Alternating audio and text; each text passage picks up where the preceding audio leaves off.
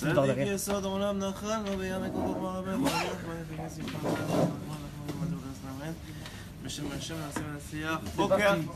Boker Or. Boker Or. S'il y a un problème avec la vidéo, c'est la faute de Youssef. C'est pas moi. Boker Or à tous, Bezrat Hashem, c'était Ishmaïa. Donc, Bezrat Hashem, on va évidemment partager des paroles de Torah, des paroles de vie, comme on a l'habitude. Que ces paroles-là soient pour la réfoua chez les mains de Asher Jamil ben Myriam, David ben Soussan ben Mani, David ben Youssef, Gisèle Bracha bad Rachel, Sarah Talia bad Efrat Myriam, et les Avdil Alfer Avdalim, les Lou Nishmat Shmuel ben Aliza, donc le père de la rabbinite. Shmuel ben Aliza, le père de la rabbinite, et Ruth bat Esther Bezrat Hashem, soit les Nishmata et Ninel bat Simcha Bezrat Hashem. Donc je voulais partager avec vous un enseignement. Hier c'était la Haskara de, donc on a dit le père de la rabbinite, le beau-père du Rav, et on a eu quelques divrei Torah, quelques enseignements, quelques beaux enseignements aussi qui sont venus avec, comme chaque divrei Torah amène son mot d'enseignement au Hashem. Mais il y a quelque chose qui m'a profondément marqué, et j'aimerais le partager avec vous parce qu'en vérité c'est une leçon de vie pour nous, et nous on est encore vivants, donc nous on peut avancer encore et on peut changer quelque chose entre aujourd'hui et demain, et c'est dommage de s'en priver. Donc ce que je voulais vous partager, c'est que d'abord il faut comprendre comme ça. Hachem, il aime chaque juif. Ça c'est un enseignement de Rabbeinu, mais de la Chassidoute, depuis déjà son arrière-grand-père, le Baal Shem Tov HaKadosh. Il aime chaque juif inconditionnellement. Ça veut dire quoi, inconditionnellement? Ça veut dire que pour Hachem, ça ne dépend pas de rien. Ni de si tu es gentil, tu n'es pas gentil, ni si tu as fait des fautes, tu n'as pas fait des fautes, ni si tu es grand ou petit, ni si tu es un tzaddik ou tu n'es pas un tzaddik. Alors ça dédouane personne de ne pas devenir un tzaddik et de ne pas faire tous les efforts qu'il faut pour le devenir. C'est pas pour ça que je vous dis ça, c'est pas pour dire c'est bon, alors je peux aller à la plage et faire n'importe quoi de ma vie. C'est dommage parce que malheureusement il y a des conséquences à nos actes, malgré le fait qu'il nous adore. Mais c'est juste pour vous dire que Rabbeinu il explique que quelqu'un qui ne vit pas cet enseignement que je suis en train de vous donner, c'est-à-dire que Hachem il aime chaque juif inconditionnellement, il peut pas commencer sa avodat Hachem. Il ne peut pas commencer à servir Hachem. Pourquoi? Parce que Rabbeinu il explique que si tu ne sais pas et tu n'es pas convaincu à chaque instant qu'Hachem il t'adore, alors tu ne peux pas croire qu'il veut te donner le meilleur pour toi. Prenons Dougma, un père, un père avec son enfant. Si l'enfant il n'est pas sûr que son père il l'aime inconditionnellement, et quand je dis inconditionnellement j'ai choisi mes termes, c'est vraiment il n'y a pas de condition. Il aime, il adore. Alors s'il n'est pas sûr de ça, à chaque fois qu'il va lui faire une remontrance ou qu'il va lui faire, il va le diriger vers la droite alors que lui voulait à la gauche, qu'est-ce qu'il va faire l'enfant? Il va se raccrocher, puisque maintenant c'est pas sa volonté à lui de faire ce que son père il veut. Donc il va se raccrocher à chaque instant à essayer de dire tu sais quoi, peut-être que mon père c'est dans son intérêt qu'il veut ça, ou c'est pas pour moi, et de toute façon, ou quand il va recevoir une remontrance ou quelque chose, il va dire tu vois mon père il m'aime pas. Donc en vérité il peut pas commencer une relation fusionnelle, une relation de confiance avec son père, parce que simplement il n'est pas convaincu qu'il aime inconditionnellement. Et si il n'est pas convaincu de ça, alors il n'est pas convaincu que tout ce qui lui arrive c'est pour son mieux, et c'est même le meilleur qui peut lui arriver. Il n'est pas convaincu que Hachem il écoute cette filote, parce que finalement qui je suis moi pour qu'il écoute? Si aujourd'hui j'ai fait des bêtises, parce que ça nous arrive à tous, et ben alors ça veut dire qu'aujourd'hui ma relation elle n'est pas la même qu'hier, ou elle est entachée parce que justement j'ai fait des bêtises, etc. etc. Donc en vérité, Rabbeinu il explique que la Hatrala, le début de tout, et c'est encore une fois, c'est pas une raison de se dédouaner, et c'est pas une façon de se dédouaner. On parle à des gens, vous êtes tous des adultes ici, on n'est pas ici en train de se chercher des excuses pour pas grandir dans la vie.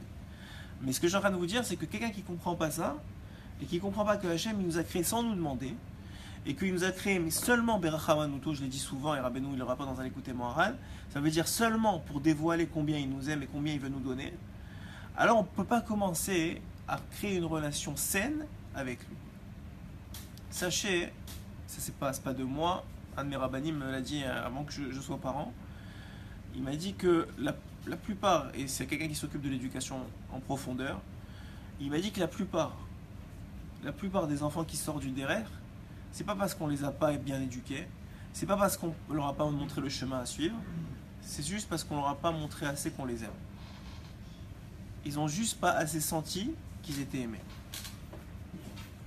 Ça veut dire que, et je vous l'ai dit déjà dans le cours de cette semaine, que je vous ai expliqué c'est quoi selon Rabbeinu la Dougma Ishit. Donc, je vous ai dit que Rabbeinu il rapporte, et tous les sages rapportent qu'il n'y a pas de secret pour l'éducation.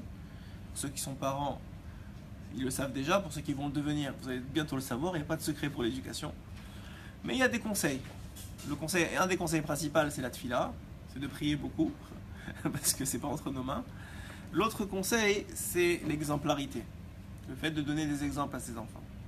Et je vous ai expliqué que lorsqu'on donne un exemple à son enfant, on voit dans une même famille qu'un des enfants a suivi et l'autre n'a pas suivi. La raison pour laquelle c'est comme ça, ce que nous explique Rabbeinu, en fait il se pose la question et il y répond, c'est que ce que va suivre l'enfant va dépendre non pas de l'exemple que tu lui as donné, mais du sentiment associé à cet exemple-là. Ça veut dire que si tu lui as donné l'exemple de quelqu'un qui a toujours le sourire, qui est toujours joyeux, eh ben ça ne veut pas dire que ton fils il va suivre ton exemple et qu'il va être toujours joyeux dans sa vie. Par contre, si tu l'as rendu joyeux du fait que tu es joyeux, c'est-à-dire que tu as communiqué ta joie, qu'il a senti cette joie que toi tu ressentais toi-même, alors effectivement, ça va lui donner beaucoup plus de chances pour partir d'un bon pied dans la vie et que tous les jours, même malgré les difficultés, il va avoir de la force. Pourquoi je vous parle de ça ce matin? Parce que hier, on a un des fils donc, de Shmuel Ben Aziza, il a dit que une chose dont il se rappelait de son père, c'est que tous les matins, c'était pas quelqu'un de très érudit en Torah. Par contre, il avait des midotes vraiment extraordinaires. Et l'une des midotes incroyables, c'était qu'il était toujours très positif dans la vie. Et tous les matins, qu'est-ce qu'il faisait? Et la vérité, c'est ce que j'ai fait moi ce matin avec mes enfants. Je suis sorti de la synagogue pour aller faire ça et je suis revenu. D'habitude, je reste à la synagogue quand je donne shiur, mais là, je me suis permis ça. Parce que je crois que c'est quelque chose qu'on oublie. L'essentialité des choses, on a tendance à beaucoup les oublier. Pourquoi? C'est le Tzera qui travaille comme ça. Et donc, qu'est-ce que faisait ce monsieur? Eh bien, tous les matins, il venait réveiller dans le lit de chacun de ses enfants. Comment il les réveillait? Pas, il est l'heure, yalla, let's go, j'en ai marre, ça fait déjà depuis, tu t'es pas préparé, et le stress et l'angoisse. Non, il venait 20 minutes avant l'heure de vraiment se lever, il commençait à caresser son fils. Boker Tov, c'est l'heure de se lever. Il le laissait tranquille, 10 minutes plus tard, il venait, il le recaressait. Boker Tov, c'est l'heure de se lever. Et ensuite de ça, la troisième fois, le fils savait que c'était l'heure de se lever, et il se levait tranquillement, avec le sourire. Quelqu'un qui est capable d'avoir une patience, parce que ça prend énormément de patience, mais aussi ces genres de midotes-là, il a presque compris l'essentialité de la chose. Qu'est-ce que ça veut dire? Ça veut dire qu'aujourd'hui, ces enfants, au Hachem, ils sont dans la Torah. Une, c'est la rabbinite, la femme du Rav. Mais les autres aussi sont autant dans la Torah. Aujourd'hui, ces enfants, ils étudient des Gemarot. Aujourd'hui, ces enfants, ils font Shabbat. Aujourd'hui, ces enfants, ils respectent la Torah. Et les gens, des fois, ils oublient qu'une vie, c'est pas seulement 80 ans. Une vie, c'est surtout la marque que tu laisses derrière toi. Parce que ce que font ces enfants aujourd'hui, en tant que respect de Torah ou étude de Torah, etc., c'est probablement beaucoup plus qu'il aurait pu faire s'il avait fait 100% de son temps dans la Torah dans sa vie à lui. Et ça, c'est juste ses enfants et ses petits-enfants. On n'a pas encore vu les arrière-petits-enfants et les arrière-arrière-petits-enfants et expansionnellement. Ouais. Ça veut dire qu'un homme, des fois, pour gagner 1 minute au travail, ou à la Torah, encore à la Torah, c'est peut-être plus louable que le travail, mais pour gagner 1 minute au travail ou 5 minutes au travail, eh ben, il va stresser son fils, il va l'angoisser, il va le truquer. Mais ton fils, c'est ton avenir. Ton fils, il va avoir des enfants, qui vont avoir des enfants, qui vont avoir des enfants. Ça veut dire que pour cette minute-là, que peut-être toi, tu aurais peut-être pu prendre sur ton travail, ou même sur ta Torah, pour lui inculquer plus de nachat-ruach, pour lui transmettre plus de sentiments de positivisme et un sentiment d'amour, eh ben, tu as perdu peut-être énormément parce que cette petite minute-là, elle va se refléter beaucoup plus dans le temps. Et ça, c'est des choses que souvent on oublie. Maintenant, évidemment, je vous dis pas ça pour vous stresser, vous angoisser, parce si on se retourne tous vers ce qu'on a éduqué nos enfants, c'est tous plantés un jour ou un autre, même plus de jours que d'autres. Mais c'est pour vous dire comment ça fonctionne et surtout c'est quoi la façon de changer les choses. Alors Rabbeinu, il explique que la façon d'aborder la vie, en vérité, il y a deux façons d'aborder la vie. Et ces deux façons, elles dépendent de ta vision de la vie. Et ta vision de la vie, elle dépend de ce qui est à l'intérieur de ta tête. Rabbeinu, il donne des termes pour identifier ces deux visions-là, ou ces deux façons de vivre. Ce qu'on appelle Mochin de Gadlut et Mochin de Katnut. Mochin de Gadlut, en traduction littérale, ça veut dire un esprit large. Mochin de Katnut, ça veut dire un esprit étriqué. Pour vous donner un exemple, Rabbeinu, il explique que ça ne sert à rien de s'énerver contre un enfant à qui tu dis 10 fois de faire les choses, parce qu'il a Mochin de Katnut. Ça veut dire quoi, Mochin de Katnut? C'est-à-dire que son esprit est tellement étriqué qu'il ne voit pas plus loin que le bout de son nez. Et donc, il n'est pas capable d'identifier. Maintenant, il n'a pas son bonbon, ou il n'a pas son chocolat, ou il n'a pas sa place dans la voiture, parce que son frère lui a pris. Eh ben, tu peux lui expliquer que c'est pas grave, c'est pas la fin du monde, etc., qu'il est 8 heures, que dans 8 heures, dans 5 minutes, l'école est ferme. Tout ce que tu veux, eh ben, il va comment te faire une crise. Pourquoi? Parce qu'il est dans Mochin de Katnut. Et c'est même pas de sa faute. C'est Hachem qui fait que l'enfant, tant qu'il n'a pas acquis une certaine maturité, c'est bien le terme, c'est la maturité, il reste dans un Mochin de Katnut. Le problème, c'est qu'il y a beaucoup de parents qui sont restés dans Mochin de Katnut aussi. Ils n'ont pas grandi dans cet esprit-là. Et nous aussi, dépendant du temps de la journée, des difficultés de la vie et de notre façon de réagir aux difficultés de la vie, on est souvent dans Mochin de Katnut. Alors c'est quoi Mochin de Katnut? Mochin de Katnut, c'est que tu n'es pas capable de voir au-delà de la situation qui t'est présentée. C'est ça Mochin de Katnut. C'est-à-dire que tu as un problème et il te prend tellement le champ de vision que pour toi il n'y a que ce problème dans ta vie et que tu n'es pas capable de voir autrement. Et comme tu n'es pas capable, tu as l'impression que c'est la fin du monde. Ouais, quelqu'un, je sais pas moi, n'importe quoi qui arrive, sa femme elle l'a appelé, elle a besoin de ça, ou elle est énervée avec lui ou quoi, il y a beaucoup de choses qui vont bien. Baruch Hashem, il a ses mains, Baruch Hashem, il a ses jambes. Ce matin, on a dit que c'était pour la réfoua de Asher Ben Miriam Jami. Moi j'arrivais à la synagogue, il était fatigué, pas bien, et pourtant il avait encore le sourire et encore il se battait avec la vie. Et également pour sa fille. Pour sa fille Eden Miriam Batilana. Refoua Shelema pour Eden Miriam Batilana Bezrat Hashem. Il y a des gens qui sont touchés physiquement par la vie et ils continuent à se battre et au contraire peut-être ils ont plus la valeur de la vie que nous on l'a. Mais quelqu'un vraisemblablement, ok, il a un problème au travail. Ok, il a un problème au travail. Mais ses enfants ils sont en santé. Sa femme elle est un truc, il habite en Eretz Israël. Même s'il habite pas en Eretz Israël, il a une maison, il a un toit. C'est des choses ce qui nous est acquis, on trouve ça normal, mais c'est des choses, ça a de la valeur. Être juif, déjà être juif, Rabbeinu il a dit être juif ça suffit pour être heureux toute la journée. Quelqu'un qui comprend c'est quoi, nous on comprend pas c'est quoi, on ne donne pas de la valeur aux choses. Mais quelqu'un qui comprend c'est quoi et ça suffit pour être heureux. Il n'y a pas besoin des millions et de la voiture et même de la maison, juste être juif ça suffit.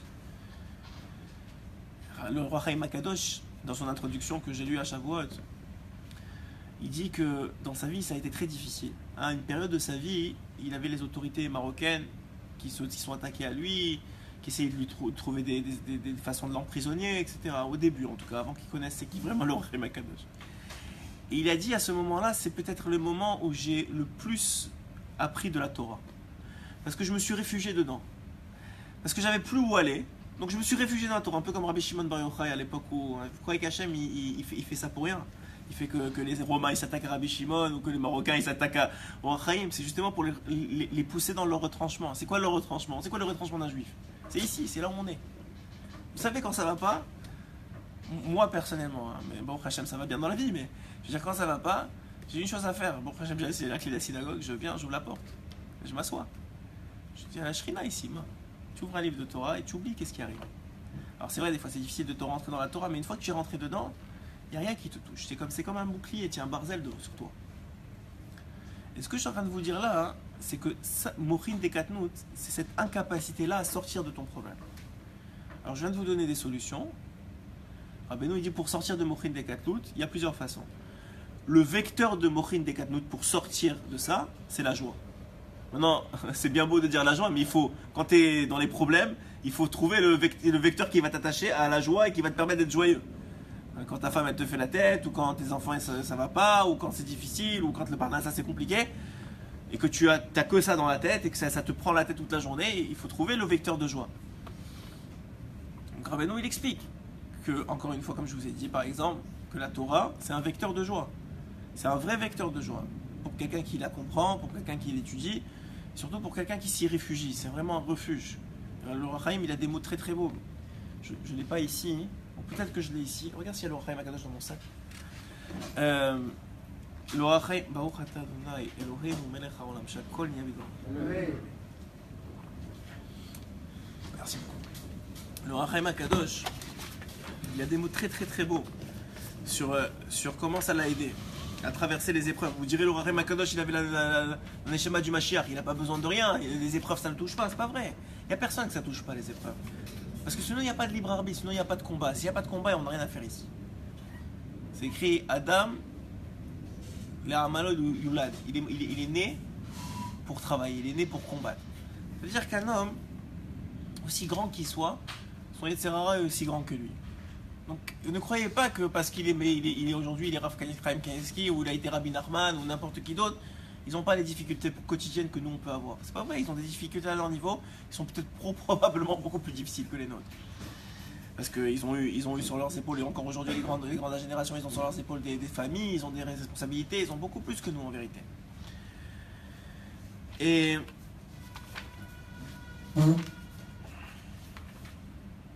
il dit ici Vehen ikifani seor shebeisati vehimetz et eretz Mitzrayim. Il a connu dans une époque de sa vie des difficultés pire il dit pire à ses yeux, pire que Eretz Mitzrayim, que l'Égypte pour les Égyptiens, enfin pour les Juifs. Mais Sarker Mitzrayim et Mitzrayim, de tribulation en tribulation, de difficulté en difficulté, il n'en voulait pas le bout. Nirdav de la Kuni, Bitfisa Va'alila, Ungida Beyat Tsar Arzari. Et il était poursuivi par comme quelqu'un qui le poursuivait vraiment, comme qui le chassait, de difficulté en difficulté. Chez Zenofel Zekam. Et quand il arrivait à le surmonter, il y en avait un autre qui montait sur lui. En Miftar, les Rega, Mechayai, les Argia. Et il n'y avait pas un moment où il pouvait être tranquille dans sa vie. C'était une période de sa vie, il n'y avait pas un moment. C'est le Ohr HaChaim Akadosh. On ne parle pas de quelqu'un qui est lambda. On te parle de quelqu'un qui avait la Neshama du Mashiach. Et moi, dans cette mer de difficultés,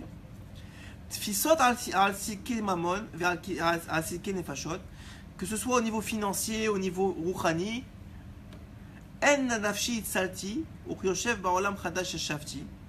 j'ai été sauvé par une seule chose et j'ai réussi à me renouveler de une seule chose. J'ai vécu dans la Torah. Et la seule lumière que j'ai donnée à mon esprit et à mon cœur, c'est fou comment il dit les mots. Et comment j'ai réussi à rester sur mes pieds.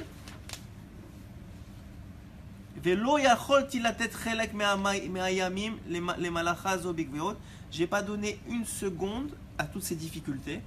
Et là, arba ou chamesh shaot bechol shavua. Juste 4 ou 5 heures pour essayer de m'en occuper. Depuis le Shabbat, des Vendiden, toute la semaine, tout ce que je faisais, c'était la Torah. C'est-à-dire qu'il s'est réfugié dedans. Ok, ça c'est un exemple. Maintenant, peut-être on n'est pas au niveau de se réfugier comme l'Ohr HaChaim Akadosh. Mais ce qui est sûr, c'est qu'un homme, quand il est dans Mochin de Katnout, s'il reste dans Mochin de Katnout, ça ne va lui apporter que des tsarot. Donc, quand vous voyez que vous êtes dans des difficultés, que vous n'arrivez pas à sortir, vous voyez que vraisemblablement la difficulté vous obstrue l'esprit. Il faut absolument sortir de là. Donc maintenant le Ohr HaChaim Akadosh il a trouvé la Torah et selon moi c'est une très très bonne solution. Mais il y en a que c'est difficile pour eux déjà la Torah. Des fois, le fait que tu fasses ça a une difficulté quand tu ouvres un livre et que tu comprends en plus rien, ça te rend peut-être encore plus dans Morin des Katnoun. Donc il y a différents niveaux. C'est sûr que Rabbeinu il rapporte plusieurs sorties. La Simcha, elle vient par le biais de la Torah, comme je vous l'ai dit. Elle vient par le biais de l'Ilbo des doutes. Nous, on a la chance d'être en face de la mer. C'est vrai que c'est une grande ségoula. La mer, ça amène Morin des doutes. Pourquoi? Parce que tu vois l'immensité de la création devant tes yeux. Tu vois comment Hachem il s'occupe de chaque poisson. Tu vois comment c'est extraordinaire. Comment Hachem il est capable de tout gérer. Ça t'amène à un autre niveau de compréhension. Ça t'amène à Morin des Gadlout. Avoir une belle maison, avoir une belle femme. La Gemara elle dit ça amène à Morin des Gadlout. Bon, celui qui n'a pas une belle maison et une belle femme, qu'est-ce qu'il fait? Il va voir la mère. Non, je rigole. Ou la belle-mère. Non, ce que ça veut dire, ce que je suis en train de vous dire, c'est qu'il faut trouver des solutions pour vous élargir l'esprit. Les grands paysages, ça fait ça. La musique, ça amène Morin des Gadlout. Le sport, ça amène Morin des Gadlout. Parce que c'est prouvé scientifiquement que la dopamine, c'est une hormone qui développe le plaisir, la sensation de plaisir. Donc la sensation de Simcha. Rabbeinu il rapporte ça dans Sefer Hamidot. Il dit que le sport, le fait de bouger, c'est un vecteur de la joie. Donc il faut pas dénigrer. Rabbeinu c'est la Torah du Mashiach. Ça veut dire, vous savez que il aurait dû avoir, selon les Chachamim Breslev, il aurait dû avoir 7 livres de la Torah, pas 5. Mais il y a 5 seulement qui ont été donnés, et les autres ont été répartis au fur et à mesure, qui sont les commentaires de la Torah finalement, qui sont habillés dans les commentaires comme le Zohar, etc. C'est des commentaires de la Torah. Et il y en a même qui disent, bon ça c'est un chidouche, vous gardez pour vous, mais il y en a même qui disent que vous savez que la faute d'Adam Arishon, c'est qu'il n'a pas attendu Shabbat. Ouais. Et Shabbat c'est quoi? Le Zohar il dit que le tzaddik est appelé Shabbat. Et il y en a qui le pirouche, c'est que qu'est-ce que ça veut dire qu'il n'a pas attendu Shabbat? C'est qu'il n'a pas attendu les neshamot des tzadikim qui sont nikret Shabbat, qui devaient rentrer en lui au moment de Shabbat. Et que si avec ces neshamot là, il aurait pu manger le fruit, il n'y aurait aucun problème. Mais comme il n'a pas attendu ces neshamot là qui descendent, c'est pour ça qu'on dit qu'il y a certains tzadikim qui n'ont pas participé à la faute, dont Rabbi Shimon Bar Yochai, dont le Baal Shem Tov, dont Rabbeinu. Donc s'il avait eu ces tzadikim qui seraient rentrés en lui, il n'aurait pas eu de problème de manger le fruit. Ça c'est le pirouge sur Shabbat. Mais ce que je peux vous passer comme message, c'est que un individu, je vous donne un exemple, un individu, il a sa femme qui est malmenée aujourd'hui et qui, au lieu de l'encenser, lui trouve tous les défauts du monde. Il y a 2 solutions. Soit l'individu il est dans Morin des Katnout, et en plus sa femme elle n'a pas raison, en tout cas pas en 100%, parce qu'il n'y a pas que des mauvaises choses dans un homme, forcément. Et donc il essaie de lui prouver par A plus B qu'elle a tort, et ça envenime la situation, et forcément ça commence à crier, et finalement ça arrange rien. Ou bien, il est dans Morin des Gadlout. Ça veut dire quoi Morin des Gadlout? Ça veut dire ma femme, elle est en train de me reprocher ça, ça et ça et ça. Ma femme, je sais qu'elle m'aime, et je sais qu'elle ne voit pas que du mauvais en moi. Donc si maintenant elle voit du mauvais en moi, c'est que Hachem, il a quelque chose à me faire passer comme message. Donc tu vois déjà qu'il y a Hachem dans la situation. Déjà tu n'étais plus dans la situation. Donc il y a quelque chose à passer. Donc déjà tu réponds pas à ta femme. Ensuite de ça, tu dis attends, ok, très bien, Hachem va me faire passer comme message quelque chose. Donc tu dis à ta femme, tu as raison, je m'excuse, je suis désolé. Et ensuite de ça, tu sors de chez toi, tu vas faire Idbo des doutes, et tu dis à Hachem maintenant il faut que tu m'expliques c'est quoi le problème. Parce que ma femme, c'est pas juste comme ça qu'elle s'est réveillée et qu'elle a commencé à me sortir tous les défauts du monde. C'est qu'il y a quelque chose que j'ai fait ou que j'ai pas fait, que j'aurais dû faire. Et si tu me fais ça, encore une fois on revient à l'introduction du shiur, c'est parce et que tu m'aimes, parce que je sais que tu m'aimes et je suis convaincu que tu m'aimes et je travaille ma émouna pour savoir que tu m'aimes. C'est donc que tu veux juste me faire passer un message. C'est pas que tu veux me punir de rien, c'est pas parce que tu veux me frapper et que tu veux que ça marche pas dans mon couple, parce que toi tu veux que ça marche dans mon couple, tu veux que du shalom bayit. Donc ça c'est pas pour me casser mon couple, C'est pas pour qu'il y ait 3 jours de cris et que mes enfants ils soient pas éduqués pendant 3 jours. C'est pas pour ça que tu m'envoies ça, Hachem. Donc tu es dans Mochin des Gadlout, tu cherches la solution, tu cherches les raisons, tu parles avec Akadosh Baruch Hu, et Hachem forcément il va te montrer la solution. Pas seulement qu'il va te montrer la solution, il va t'amener à monter un niveau grâce à l'épreuve que tu viens de surpasser. Parce que le but c'est de te faire grandir, le but c'est de te faire monter de niveau. Et Mochin des Gadlout c'est le prochain niveau. Et après ça, ce Mochin des Gadlout là, ça va être ton Mochin des Katnout du prochain niveau. Et tu vas montrer encore un Mochin des Gadlout. Et tu vas entrer encore un prochain niveau. Et comme ça, tu peux grandir de niveau en niveau en niveau en niveau, presque en ne faisant rien. Juste en réceptionnant les événements avec Mochin des Gadlout. Sans étant actif dans ta vie.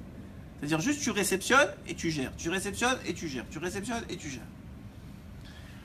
Et ça, je vous dis, c'est un très très grand niveau, en vérité. C'est très très difficile à faire. Et ça donne tout le sens à la Torah que tu peux étudier. Parce que quelqu'un qui étudie la Torah sans ce système-là, vous savez, le Rav, je pense, le Rav Mashiach, qui est le Rosh Kollel, il leur donnait pratiquement le même shiur au Avrechim. Il y a 2 jours, j'étais là avant Mincha. Et c'est ça qu'il leur disait. Il leur disait quoi? Il leur disait que c'est très bien ici à la Torah, tout le monde s'appelle Rav et tout le monde se félicite. Mais le vrai Mifran, il est quand tu rentres chez toi. Il est quand ta femme, vous croyez quoi? Que parce que tu es avert, ta femme elle te respecte plus ou moins? Ça veut rien dire. Tu crois parce que tu as des millions, ta femme elle te respecte plus ou moins? Ça veut rien dire. Parce que qui dirige? C'est pas vrai. Je vous garantis que c'est pas vrai. Je vous garantis que c'est pas vrai. Non, c'est pas Masechet Halomot. Je te garantis que c'est pas parce que tu as des millions que ta femme te respecte. À part si tu en changes une toutes les semaines. À part si tu en changes une toutes les semaines et qu'effectivement elle est attirée par l'argent, celle de cette semaine-ci. Mais si c'est une vraie femme, c'est pas vrai. Qu'est-ce que tu veux dire? Après, c'est pas question que elle t'aime plus parce que. Elle te respecte plus? Il y a un statut. Mais jamais de la vie. C'est comme si tu dis que la Torah c'est un statut. Bien sûr que la Torah c'est un statut. Mais le jour où elle se réveille du mauvais pour aller que Hachem il a décidé de te descendre, qu'il a décidé de prendre ta femme pour te descendre, sache que ça change rien, ni ton compte en banque, ni ton niveau de Torah, ni ton niveau d'Irat Shamayim. Et inversement pour la femme la même chose. C'est garanti. Alors sinon quoi? Ça veut dire que. Mais voilà, mais c'est même pas seulement ça. Tu crois quoi? Que Rabbeinu, sa femme elle criait dessus. Alors quoi, Rabbeinu c'était pas le plus grand des grands? Mais je te parle pas de Rabbeinu. Non mais je te parle. Rabbeinu c'est sûr, il nous tient des mais aujourd'hui dans ce monde, aujourd'hui, si tu as de l'argent, bah, tu vis beaucoup mieux que ce soit avec ta femme ou avec ton entourage. Ah non, ça que l'argent il apporte le shalom, c'est un dire de Shlomo Ameler, ça c'est la Torah qui le dit. J'ai pas de problème à dire ça. Mais ce que je suis en train de te dire, c'est que est-ce que ça t'évite d'avoir des complications, des difficultés ou des remontrances? Bien sûr que non. C'est plus facile, crois-moi. Bah si t'as de l'argent, excuse-moi. Non, ce que tu es en train de me dire toi, c'est que le manque d'argent, ça amène les marloquettes. Ça c'est vrai, c'est normal. Ça c'est une source supplémentaire de marloquettes. Si tu as besoin de payer ton loyer et que tu n'as pas l'argent, c'est sûr que ça stresse plus. Oui, mais il n'y a pas que ça, ça veut dire qu'à partir du moment où la femme, le problème de la femme c'est quoi? Ça va être gérer le foyer. Ouais. Le foyer c'est quoi? Merci. Ça va être range tes chaussures, tu m'aides pas, tu dis rien. C'est pas vrai, mais pourquoi des fois tu ranges pas tes chaussures et tu l'aides pas et les remontrances elles viennent pas? Et elle t'aime quand même, et elle te voit comme la meilleure chose qui lui est arrivée dans sa vie. Comment ça se fait? Moi je te demande la question. Comment ça se fait que... Je te donne pas ton nom parce que en 2 courses tu as déjà intervenu 2 fois. Ils vont commencer à te... Non mais... Ils te sniper on dit. Mais et comment ça se fait qu'un jour elle t'adore et tu es la prunelle de ses yeux et le lendemain, elle n'a pas tellement changé et toi non plus la vérité. Le lendemain, écoute, tu fais tout mal et tu ranges pas tes chaussettes et tu ranges pas tes chaussures et tu ranges pas la maison et c'est de la folie. Pourquoi? Parce qu'elle est rentrée dans Mochin des Katnout aussi. Ça c'est son problème. Tu n'es pas là pour lui régler son Mochin. Tu es là pour l'aider. Tu peux de la musique, tu peux la sortir. Après ça c'est une autre histoire. Mais que toi, pourquoi ça t'arrive à toi? Ok? Toi tu restes dans Mochin des Katnout, tu dis ça m'arrive à moi parce qu'elle a tort et que je suis tombé sur la pire femme du monde. Ou bien tu comprends que ça vient c'est tout bon voilà. Maintenant, ça c'est une chose. Maintenant, il y a une autre chose. C'est que quand vous êtes dans Mochin des Katnout, vous voulez y rester, n'est-ce pas? Vous voulez pas retomber dans Mochin des Katnout. Alors, je vous donne le secret de Rabbeinu pour rester dans Mochin des Katnout quand on est dans Mochin des Katnout, c'est s'occuper des autres. C'est ça le secret. Le secret pour rester dans Mochin des Katnout et qu'on ne s'occupe pas de vous en haut, c'est quand vous vous occupez des autres. Ça veut dire que vous transmettez votre morin des gadlout aux autres. Quand vous êtes dans un système de joie et de simcha suffisante pour être vous-même, voir la vie en rose, même si c'est tout le monde, il n'y a personne qui c'est facile. Ok, il y en a que c'est plus facile que les autres, tu as raison, mais il n'y a personne qui c'est complètement facile. Parce que je veux dire, si tu avais une femme de ménage de ta femme, Ouais. tu avais quelqu'un pour s'occuper des enfants, Ouais. crois-moi que ça va être beaucoup plus facile. Et ça, grâce à. Non, moi je l'ai vu de mes yeux, non, c'est pas vrai. Oui, il y a plein de choses, mais ce sera beaucoup plus facile. Au Maroc, il y avait 3 personnes et les femmes, elles étaient aussi difficiles. C'est Non, vrai? c'est pas vrai. Bon, ok, oublie. Oh, je te dis. Maintenant, s'il y a des femmes qui écoutent, qu'elles commentent, on verra qui a raison. On va faire, c'est comme les pourcentages des. Mais je te garantis que c'est pas ça. Je te garantis. Hein? Non, je veux pas dire ton nom, mais c'est pas grave. Mais donc on continue on s'arrête pas sur cet aspect-là. Mais je te dis que c'est pas vrai.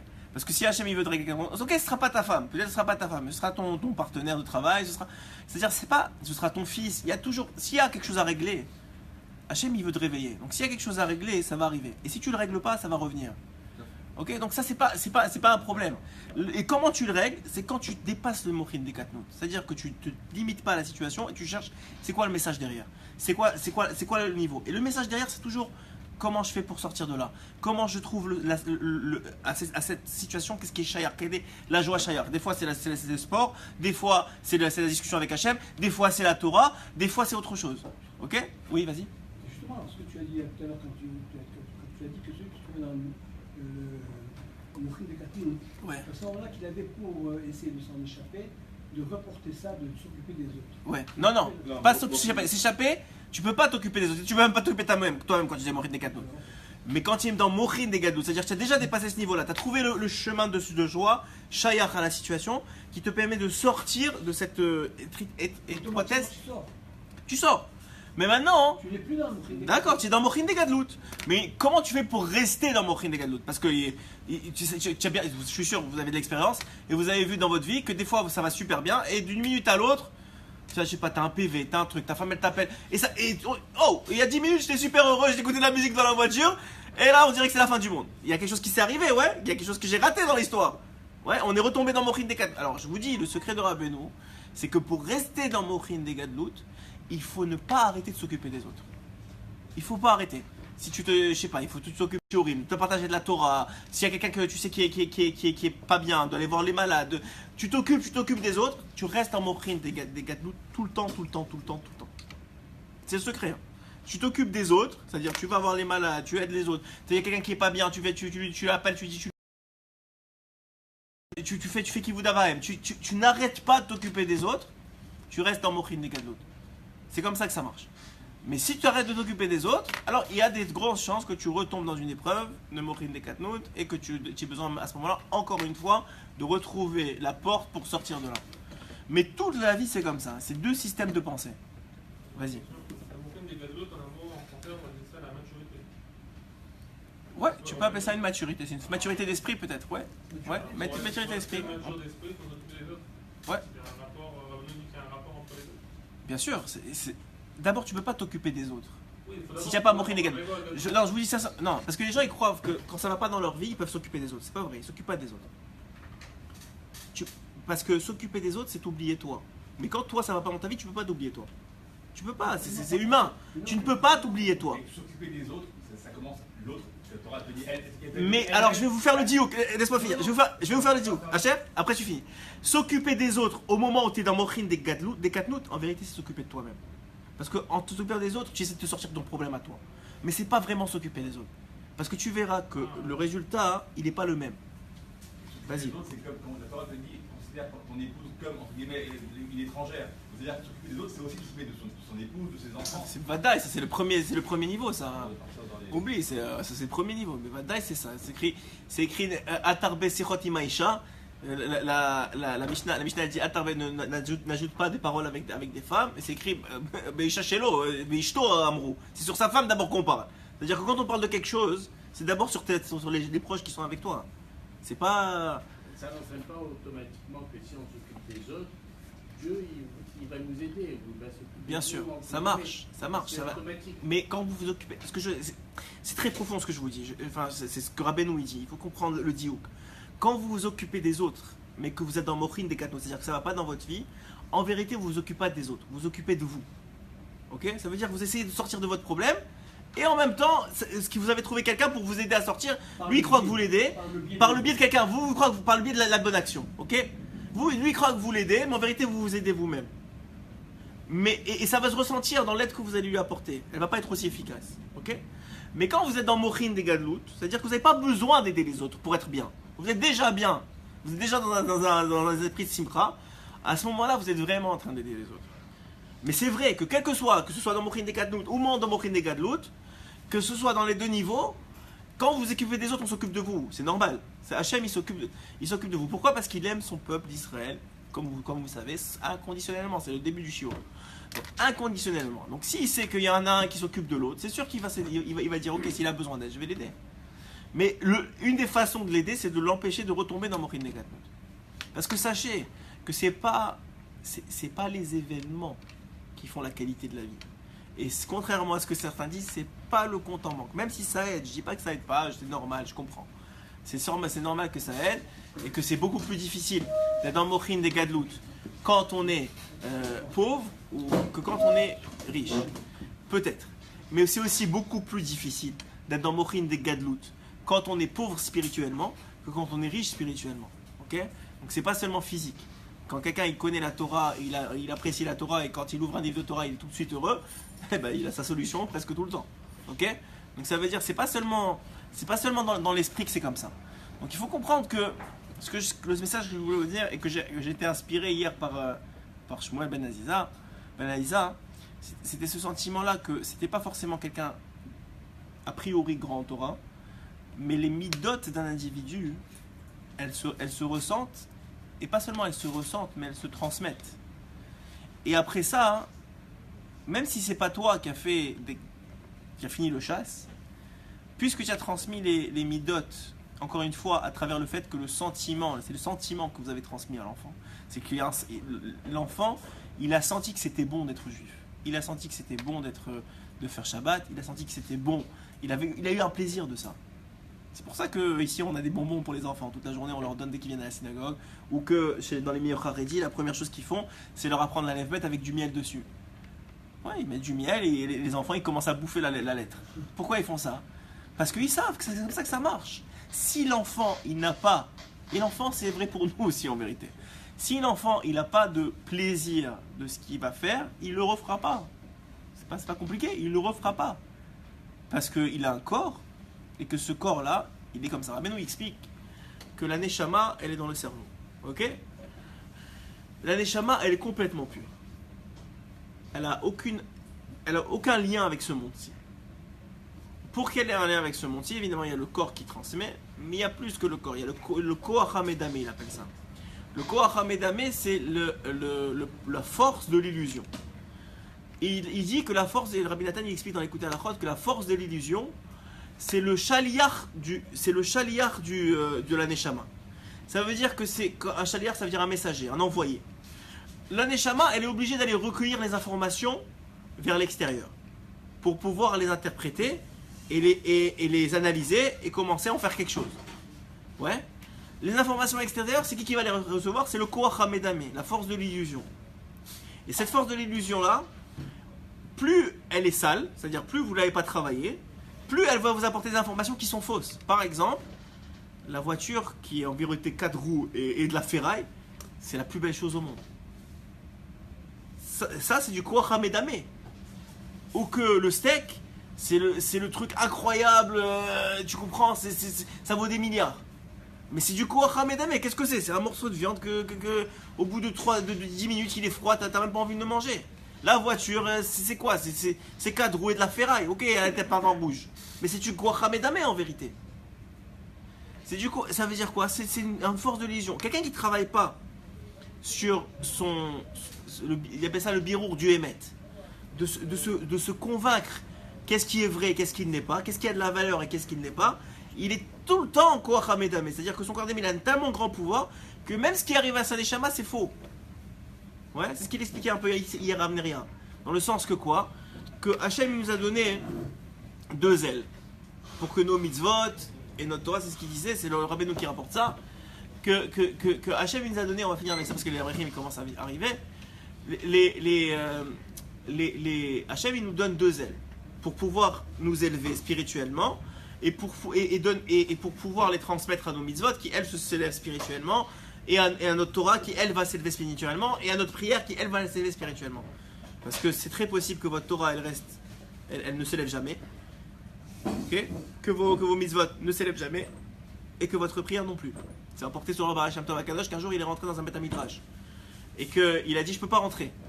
Il y a trop de filotes ici. Alors les gens qui étaient dedans, qui étaient des Rachamim, ils ont dit waouh, c'est incroyable, il y a beaucoup de filotes, il y a tellement de filotes ici que le Baruch Shem Tov il peut même pas rentrer dans le Beth Midrash. Alors ils se sont enorgueillis de ça. Le Baruch Shem Tov il a rigolé, enfin il a souri. Il a dit non. C'est parce que votre filote, elle monte pas, elle reste ici, donc je peux pas rentrer. Votre filote, elle monte pas.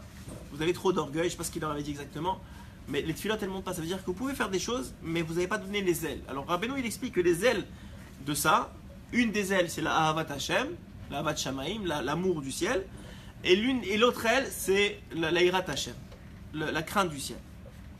Et Rabbeinu, il explique, je vous avais déjà parlé de ça, je pense, dans la Iloula de Rabbi Moshe Ederi. C'est que Rabbeinu il explique que comment ça marche, c'est que l'individu en lui, il a un potentiel d'amour, il a un potentiel de crainte. C'est inné chez chacun d'entre nous, on a ça en nous. Maintenant, pourquoi on a ça?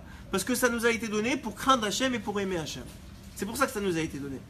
Maintenant, quand tu n'as pas travaillé ton Koach HaMedameh, que tu es dans ce monde-ci, que tu n'as pas fait le travail qu'il faut, qu'est-ce qui se passe? Il se passe que cette Ahava, elle va devenir une Ahava Nefula, elle va devenir un amour qui est tombé. Et cette ira, elle va devenir une ira nefula, ça veut dire qu'elle va devenir une crainte qui est tombée. C'est quoi une ava nefula et une ira nefula? C'est quoi une crainte tombée? C'est que maintenant, au lieu de craindre Hachem, tu vas craindre la police, tu vas craindre ta femme, tu vas craindre les impôts, tu vas craindre ça. Pourquoi? Parce que tu ne crains pas Hachem. Et une ava nefula, c'est quoi? C'est que maintenant, puisque tu as ce potentiel d'ava, mais que tu ne l'as pas dirigé vers Akadosh Baruch Hu, tu vas aimer trop de femmes. Tu vas aimer trop de voitures, tu vas aimer trop de matérialité. Tu vas aimer, ça ne veut pas dire que tu n'as pas besoin, c'est 2 choses différentes. Ça ne veut pas dire que tu ne vas pas manger, tu ne vas pas boire, tu ne vas pas avoir une maison, c'est pas ça qu'on dit. C'est que tu vas avoir une ta'ava, ça va te prendre tout ton temps et ton esprit, ton énergie d'amour pour ça. Alors que ça c'est quoi? Ça racole, c'est rien. Ça ne vient pas avec toi à 120 ans. Ça ne sert à rien en vérité. C'est-à-dire c'est des choses, c'est du Koach HaMedameh. Donc Rabbeinu il dit que ça c'est tout le monde qui est comme ça. Personne n'a 100% de Hava, on n'est pas Rabbeinu. Personne n'a 100% de Havat Hashem et 100% de Hira. Comment on arrive à ça? C'est qu'à chaque fois que tu as peur, par exemple, tu as eu peur de la police, par exemple, tu es passé devant un flic et tu as eu peur. Tu dis waouh. Alors il y a le gars, il dit j'ai eu peur, c'est pas grave. Ou bien il y a nous qui sommes dans la Torah, qui connaissons ce concept-là, qu'il y a une Hira et des foulas, il dit oh, c'est pas normal. Je ne devrais pas avoir peur de la police. J'ai plus peur de la police que d'Hachem, il y a un problème. Donc l'individu, il fait tchouva sur ça, il dit Hachem, pardon d'avoir eu peur de la police plus que de toi. Et il fait tchouva, quand il fait tchouva sur sa peur, qu'est-ce qu'il fait en vérité? Il ramène la ira nefula vers Hachem, puisqu'il est en train de faire tchouva dessus. Et la tchouva c'est quoi? C'est yachouv, il retourne, il retourne vers Hachem. Donc en vérité, qu'est-ce qu'il fait? Il ramène la ira vers son shoresh. Et quand il ramène la ira vers son shoresh, il est en train de réparer.